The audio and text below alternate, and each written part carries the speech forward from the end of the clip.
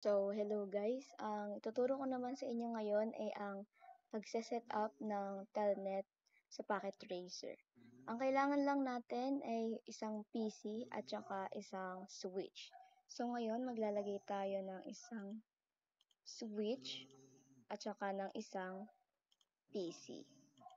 Then after that, ang connector na gagamitin natin ay ang straight through cable. Ayan. Fast Ethernet 0, and then fast Ethernet 0/1. Then click the fast forward. And then, ang gagawin natin is, pupunta tayo dito sa ating PC. So, maglalagay tayo dito ng ating IP configuration. So, ang ating IP address na gagamitin is 192.168.50.3.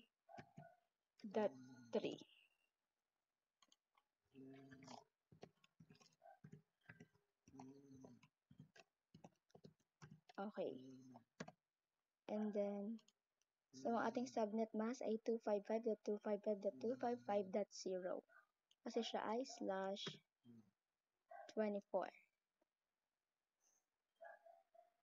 And then, ang sunod ay, ang ating default gateway na gagamitin is 192.168.50.2.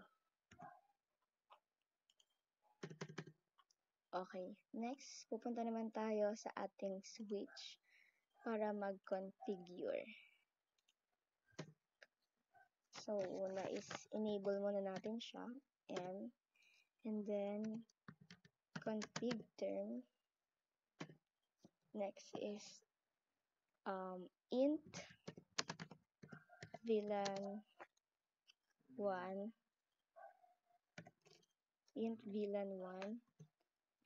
at ilalagay din natin yung IP address. So, IP add 192.168.50.1. Tapos, ang ating subnet mask is 255.255.255.255.0. And then, after that is no shutdown. Yes. No shutdown natin siya. And then, exit. Then, line VTY04. And kailangan natin mag-assign ng password. So, let's say na ang gagamitin nating password is Cisco. And then, log in. Yan. Let's say, log in, then exit. So, kailangan din natin maglagay ng enable secret. Enable secret. Isa rin siyang password. Pero ang gagamitin natin dito ay iba. Cisco din, pero dadagdagan natin siya ng 456. So, ang ating enable secret is Cisco 456. So, kailangan natin siya tandaan kasi kailangan din natin siya mamaya pag nag-telnet. And next ay ang ating IP. Default IP default gateway. Default gateway. So, ang ating IP default gateway na nilagay is 192.168.50.2.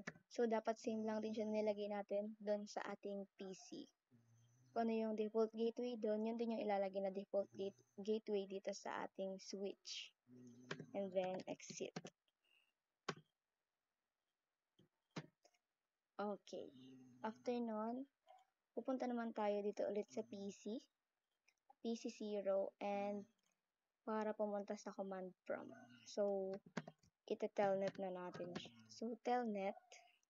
And then, ang ilalagay natin is yung IP. So, yung IP na nilagay natin sa ating VLAN 1. Okay. So, 192.168.50.1. So, yan, nag-open siya. And hingi niya dito yung password, which is, dapat tanda natin. So, ang una natin nilagay na password kanina is Cisco. Enter, then, enable. And then, yung sunod na password, ito yung sa enable secret na nilagay natin kanina, yung another password, which is Cisco 456. So, ayan. Okay na siya.